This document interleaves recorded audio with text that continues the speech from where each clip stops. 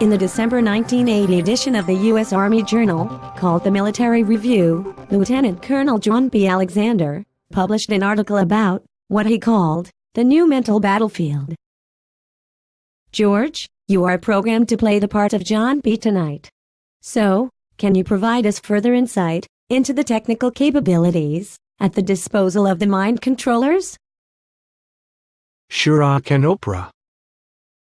With several examples, I will gladly demonstrate the areas in which progress has been made.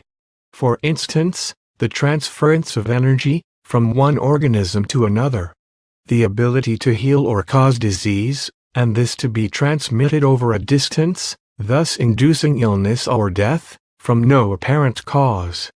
Telepathic behavior modification, which includes the ability to induce hypnotic states up to a distance of 1,000 kilometers. Wow, George.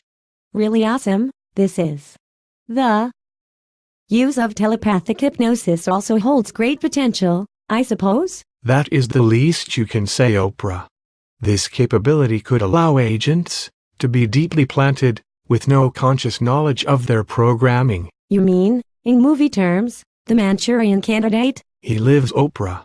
And he does not even require a telephone call. And you consider also other mind-to-mind induction techniques? Of course.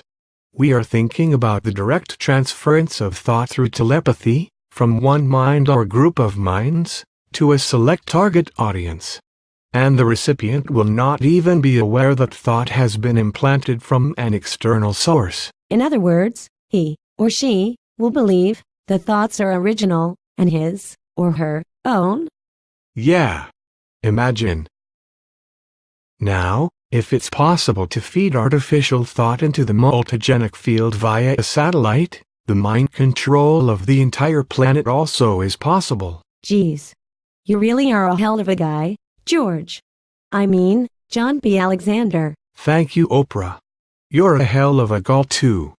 But do you see how an individual's only resistance would be to constantly question the motivation behind a thought, and not act upon the thought which he or she considers to be outside his or her own ideological, religious and moral boundaries? I do, George.